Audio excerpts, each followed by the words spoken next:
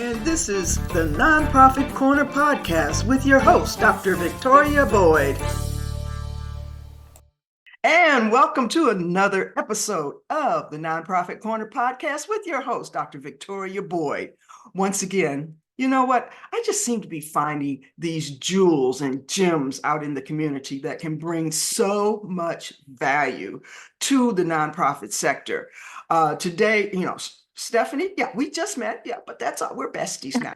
Because if you look Yes, at we the are. backgrounds, you can see that we are in tune. We both have our sweaters with the pink on and everything. So we're totally in tune. But I want to introduce to today Stephanie Skryzowski, and I hope I said that right. I always ask. But Stephanie, you have a fascinating background. I mean, when I read it, I went, oh my goodness, she's been out there, she's done it.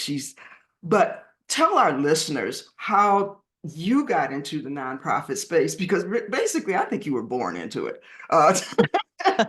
Because you started really early. But give us some details. Tell us about your journey and how you got to be where you are today. And welcome, Stephanie. Oh, thank you so much. Thank you for having me. And yes, I loved that we're sort of visually coordinating in our cozy sweaters today. But yeah, thanks for having me. So I started my career thinking that I wanted to be a lawyer. And I started out at a massive law firm in New York City, thinking like, okay, I have made it. I was a legal assistant there, and it didn't take long for me to realize that it just was not aligned with who I was and what I wanted to You do. I wanted to know, be surprise. Donna on Suits. No, Right. I'm just. I know it did not take long at all to be like, this is not for me, but I didn't know what was. But I had the great fortune of working with a partner at that law firm that had started this nonprofit that was working in Afghanistan, helping farmers to sort of revitalize their farm businesses after their land had been decimated by 3 decades of war in that country.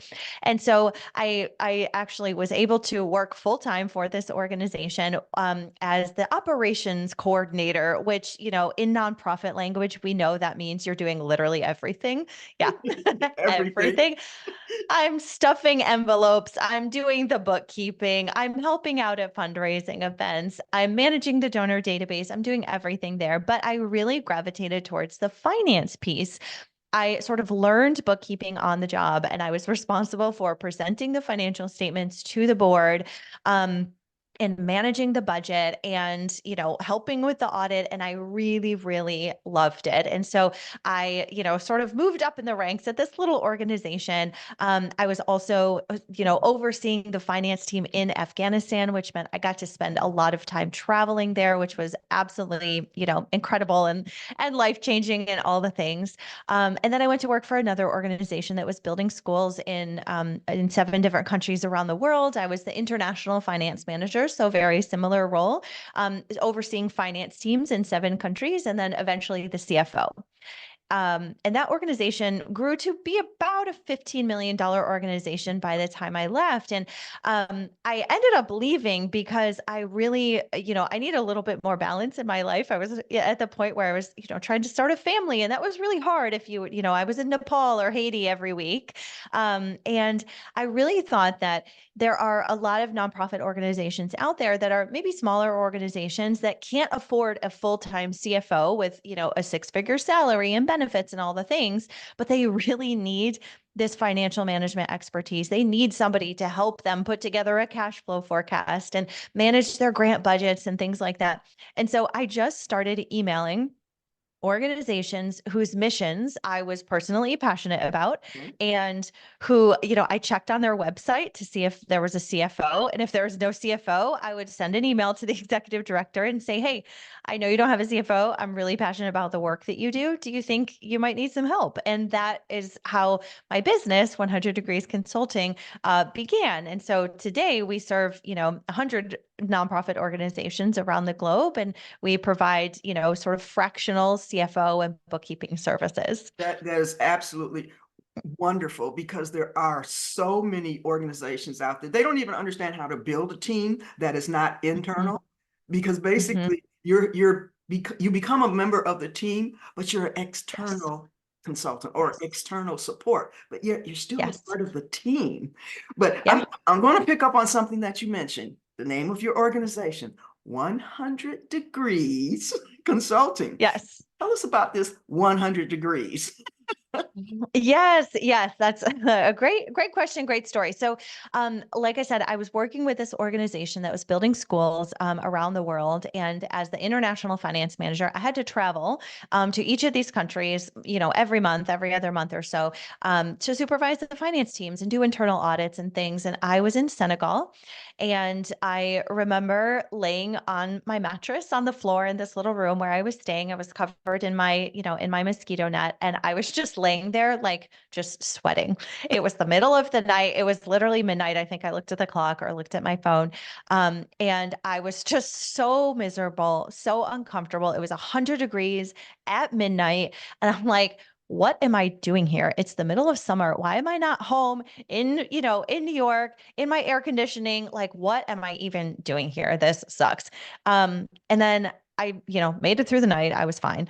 I woke up the next morning and we went to travel to this small rural community where this organization that I was working for had built a school. And it was the only school for miles and miles and miles. And so children in that local community, primary school age children could attend school in their community. Whereas before, they would either have to travel a great distance on foot, which was just not feasible for, these little 6 and 7 year old kids. And so this school meant the difference to them Yeah, between not having a primary school education or being able to go to school right in their village. And so I was just like, it sort of was a light bulb moment for me. Like, yes, that discomfort that I have had here it's uncomfortable. But like the impact that is on the other side of that discomfort is huge. And I named the company that because I liken that discomfort to how people feel when it comes to their numbers and their finances. And they're really uncomfortable with it, right? Like we yes, don't like talking about numbers. We hate being in spreadsheets, but having strong financials can be the difference between making the impact that your organization yes, has set out to make or not, right? Like if absolutely. if our numbers are not strong, we're not going to be around. We're not going to be Yeah. sustainable and be able to continue making that impact. So And so it's yeah, that's where the name of the company came from. when I read that, I was like, oh yeah, we got to talk about this. We got to because it is it is that defining moment. And what you do, I think, also can be a defining moment for nonprofits that have been, I want to say, just sort of lost in a maze of Mhm, numbers mhm, and really didn't know how to organize them or put them together so they work for you, because your mhm. numbers can work for you. I mean, it can help you do Yes. projections and forecast and all, it can help you with a lot of things, whether or not Yeah. a program is working or not, should you get rid of it. Um, Yeah. and most, I'll say everyday people that gravitate into the nonprofit sector, they're everyday people and their Mhm, background is not in finance. That's mhm, why, because I help a lot of people who want to start nonprofits and they come from all walks of life. mhm, They just have a passion to make a difference. And so all of these tools and things that they need to learn, sometimes I try to tell them, you don't need to learn everything. You need to know what mhm. the resource is, Yes. where to find it. And I'm so because I get a lot of questions about finances. I don't like to talk about finances because that's my expertise. But see, now I Mhm. have an expert that I can direct them to, you know. So, Yes. but I mean, that whole 100 degrees, it's also synonymous with these nonprofits that they need to endure that 100 degrees to Mhm, also understand the impact that they can have in this world. Yeah, mhm, as I say, you got mhm. to go through the pain to see the pleasure or whatever. Yeah, right. I don't even get the quotes right, but you get my drift. You get my I drift. gotcha. I gotcha. Yes. So I mean, so we're going to be talking about how to lead a financially healthy nonprofit, which I'm sure entails, and we have some three takeaways that they'll um, get to. But if let's say this is a founder, because I work a lot with founders. For founders, just off the top of your head, what would be maybe the top two things that as they're launching their nonprofit, they should think about in terms of setting up for their finances, or just thinking about numbers. We'll get into all your other details soon, but for founders, because I mean that's my target audience a lot of times, and I want to make sure I have tips for them. Okay. Yes. Yeah, I would say my top thing is a forecast, a plan, right? We can call it a budget, but people don't like the word budget because budget feels very limiting. It feels like very scarcity minded, like, oh, we have to scrimp and save. And that's not the vibe we're going for, right? When I'm talking about a forecast, I'm just talking about a financial plan. So if you're founding a nonprofit organization, where's the money coming in from? What are the different sources? What are you estimating is going to come in what months? What do you think your expenses might be per month? And a lot of leaders get really hung up on a forecast because, like, well, I can't predict how much money we're going to raise in September. Like, what am I supposed to put in this cell in Excel?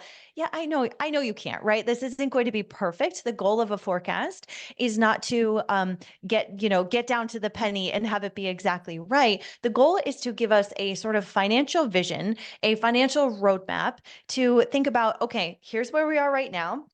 Here's where we want to be, right? Say, we want to provide education to 100 children in the next 365 days. Great. Well, what are the steps? What are the financial steps that we need to get there? How much money do we need to raise? What resources do we Absolutely. need?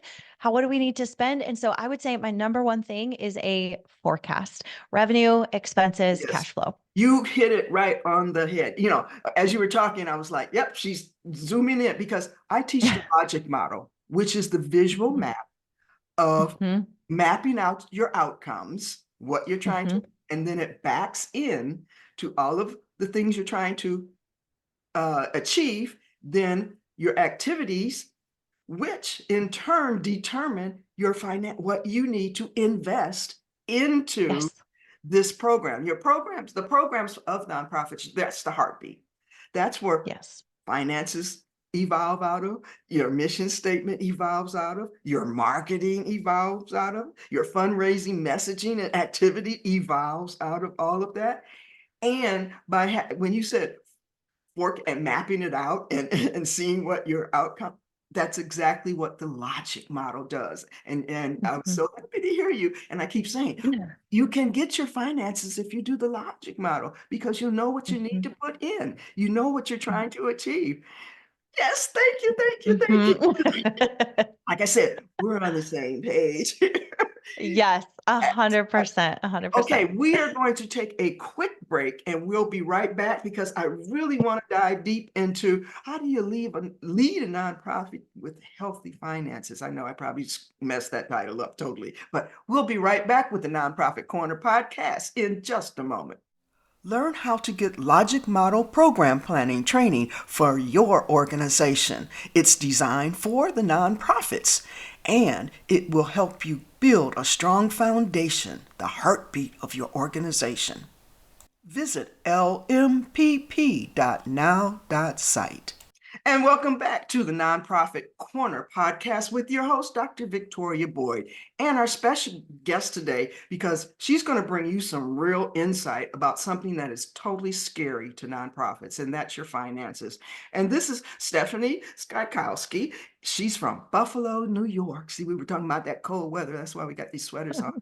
But she has a a long history of working in finances in the nonprofit sector. She has a big global view and experience, but it's not all that difficult. You don't have to be a big nonprofit in order to really tackle your finances so that they can create a healthy organization. And that's going to lead right into how to lead a financially healthy nonprofit. That's your topic for today.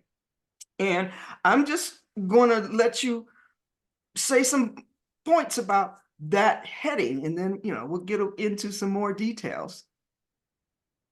Yeah, so there's thank you. There are so many things that are so important to managing a financially healthy nonprofit. And I think your point, like you don't have to be a finance person, you don't have to have a degree in accounting, you don't even have to like numbers to manage them really well. And so the three, some of the things that we're going to talk about, we did just talk about forecasting, and that piece is huge. The other piece is knowing how to get the right people in the right places on the finance team and really understanding the difference between different finance roles. And I'm happy to go into that in a moment, because I feel like I've seen very often nonprofit leaders will say, I need a finance person on the team, and they hire a bookkeeper, but expecting them to do something different than a bookkeeper does Right. and end up being, really disappointed and not getting what they want or need. So we'll talk about that. And then the other piece is understanding the story that your numbers are telling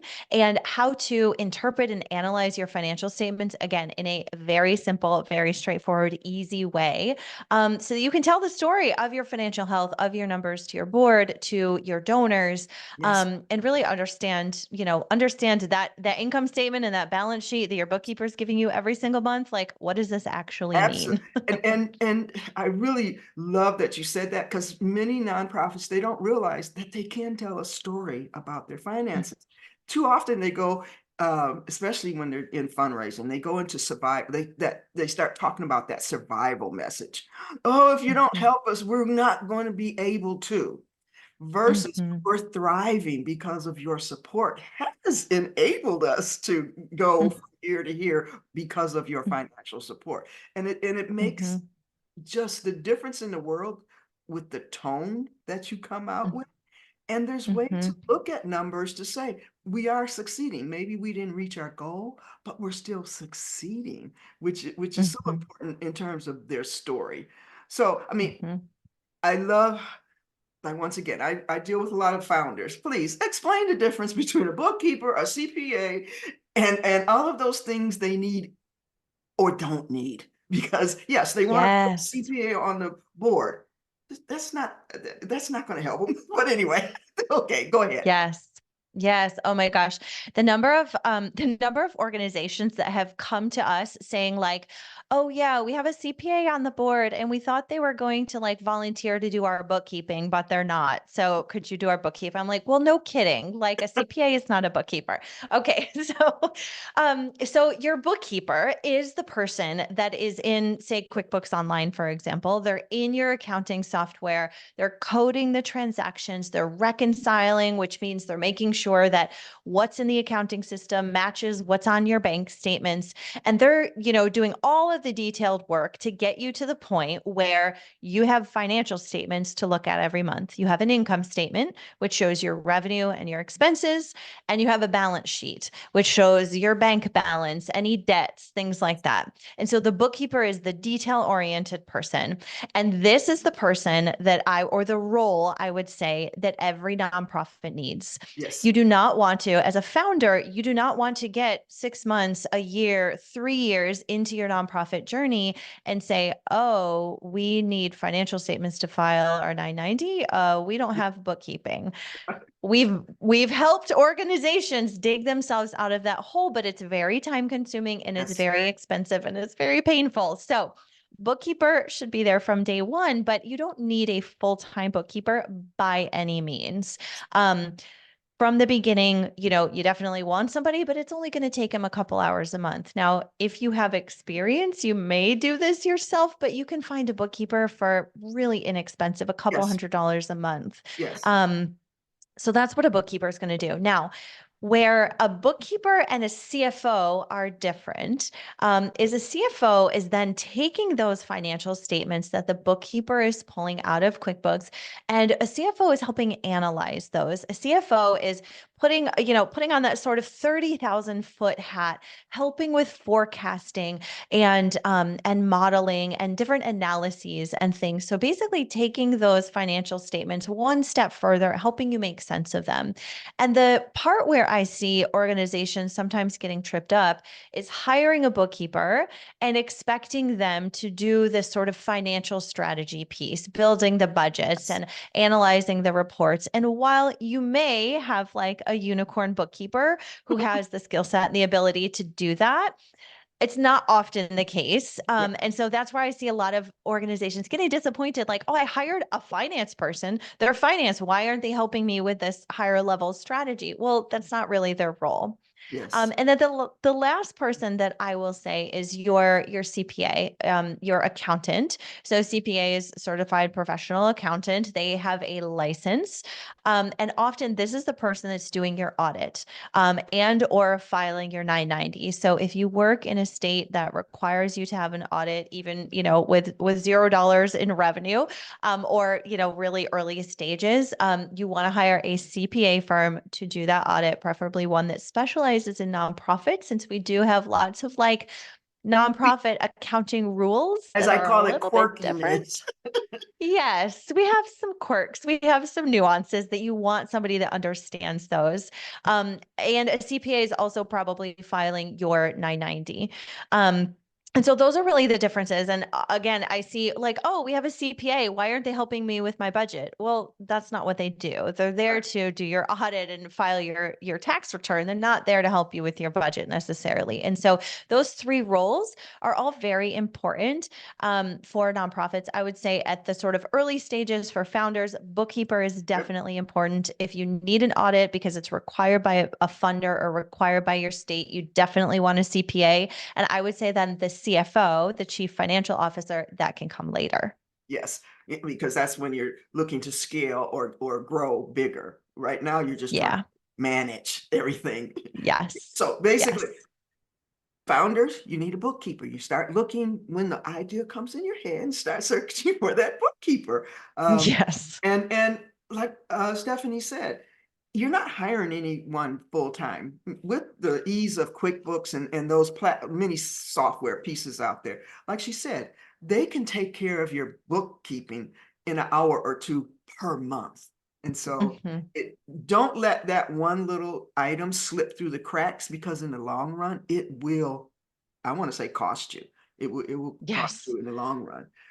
Many of them Hmm. come in wanting to file for grants, and you're not grant ready yet, but if Yeah. that's in the back of their mind, they've got to have their financials mapped out and understandable. So that's phenomenal. So, okay, we talked about the financial team and we defined, bookkeeper and CPA and things like that. What, let's define what forecasting is just a little bit more, because I Yeah. just know my clients and forecasting is like over their head. Yes. Yes, it's one of those words that sounds fancier than it really is. It's really just a process of predicting what's going to happen in the future when it comes to your revenue. So money coming in and your expenses, money going out. So what do we think is going to happen each month for the rest of this year? We're going to basically put some best guesses to paper, or best guesses to Excel spreadsheet, we'll say. Mhm. And so what I like to do with all of our clients is we are predicting, we do it by month. So there's a column for each month in this spreadsheet that we use, how much money is going to come in from which sources, how much money is going to go out, for all the different line items and expenses, Mhm. for every month for the rest of this year. And sometimes we're doing like a sort of 12-month, looking 12 months into the future. So we can always see Uh-huh. what's going to happen. And so the power of that is that if we have this forecast and we've kind of mapped everything out the way we think it's going to happen, I can see today if I think my bank balance is getting down to zero in September, Yeah. because I put all these things to paper. And so I can make changes today. Maybe I can decrease my expenses. Maybe I can move a fundraising campaign a little earlier so that I don't have Yeah. that cash crunch. I don't run out of money in September. And so it gives us the power. It's kind of like a little crystal ball. It gives us the power to see into the future so that we can make better decisions for our organizations. And what I really heard was flexibility. It gives you the ability Yes. to flex, because once again, they get so rigid because they're scared of finances. Oh, we can't do Mhm. that. We can't ship this. But it allows them to have some flexibility. Another area, and it's your third bullet point, metrics. Oh my God. And that Yes. analysis. Let's talk a little bit um, the metrics and analysis and really understanding how that really contributes to your organization. Yeah. So when we're talking about metrics, there are a handful. I mean, there's more than a handful, there's a Yeah. ton, but I'm talking about just a handful of very simple calculations that you can do. Pulling numbers from the financial reports that you're already looking at. You're probably already looking at an income statement and a balance sheet. Those are the two most basic financial reports Yes. that you can pull. Yes. And there are some different numbers that you can look at within those financial statements to tell you, for example, this is my favorite metric, is your months of cash on hand. And so this is telling you how many months could our organization continue to operate if not another dollar comes in the door. And so this is really important because, we all are like, oh, we should have a 3-month reserve. We should have a 6-month reserve.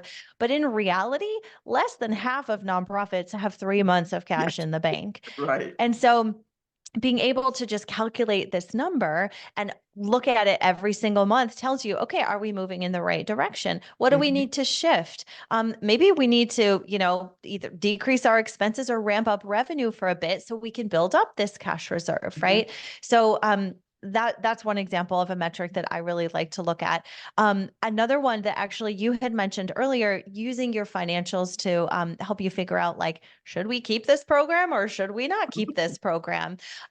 Looking at your revenue and your expenses by program, Mhm. to be able to see, like, what is the profit margin? Again, we're not here to make a profit. That profit's not going Return into the on pockets investment. of I'll the. just say return on. Exactly.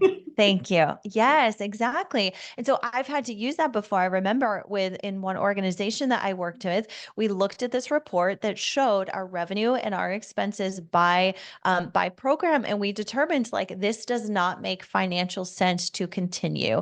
And so we ended up having to make a really hard decision and shut down the program. But if we hadn't looked at the financials Yes. and used that information, then that program would have continued to drain on other Drain. programs that were Yeah. having a more significant impact and a higher return on investment. And so, yeah, I mean, those are just a couple examples, but there's a handful of numbers that we look at every single month for our clients. And actually, the free resource that I Yeah. shared with you will help Yeah. our And listeners, help talking your about listeners to finances, I calculate. always want to throw in for nonprofits about chasing the money, with grants and, Mm, you have a mission. Stay on mhm. your path because yes, there's a lot of grants out there. But if the grant is not for a program like we were just that is not in line with your mission, don't file for that grant. Oh, well, we can create that program. No, you should already have the program because Yes. financially, in terms of if they read your financial statements thoroughly, they would see that you never invested in that type of program. And so, Hmm. the financial statements can be very, very telling, or Yeah. they can open up a door, of, inside the operations of your organization. Okay, if Hmm. you had your last tip that you want to give, and then how can people reach you? I know we have a lead magnet that you can share, so I'm excited. Yes. Yes, yes. Well, I mean, I think my biggest tip is just to um put yourself outside of your comfort zone. I mean, we talked about forecasting, we talked about getting the right people on the team, and we talked about metrics to use to help understand your financial health. But none of those things will work if we don't get ourselves outside of our comfort zone. So even if Right. numbers are not your thing, I just want to impart to you the encouragement that, like, it's not hard. It doesn't have to be hard.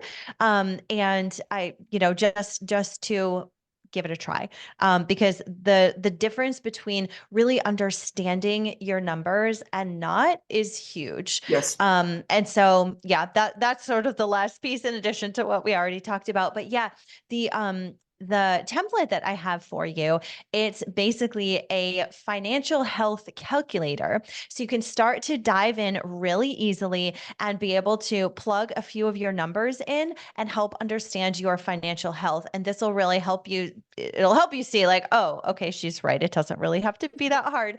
And so that's at 100degreesconsulting.com/health. Yes, that site, or well, that URL and domain will be in the description, and it will be, if they're watching the video, they'll see it running along the bottom.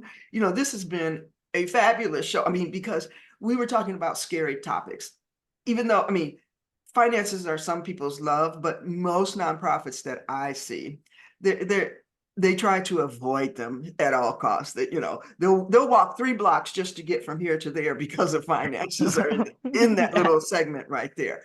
But hopefully they understand now that it's not that scary, that it's actually, if just like you said, if you start doing it day one with that bookkeeper that can grow with you, that will help you Yes. understand why you're putting things together, the why it will become such a second nature and a part of the culture of how you're growing your nonprofit. Your finances should be that important. Thank you Yes. so much Love for that. coming on the Nonprofit Corner podcast. I know I'll be reaching out to you. I probably have a lot of referrals for you, but it has been Yes. it's been great because I love you. Like I said, I love your story. And it's, I want to be, it's hard to find a financial person that really talks, I want to say, common sense or easy Yes. language. Because most Yes. honest, most CPAs start talking all of these things, terms, and my clients glass over and they don't really even understand Yes. what was said. So thank you Yes. again for being on the Nonprofit Corner podcast. And this is your host, Dr. Victoria Boyd, and we will be back next time.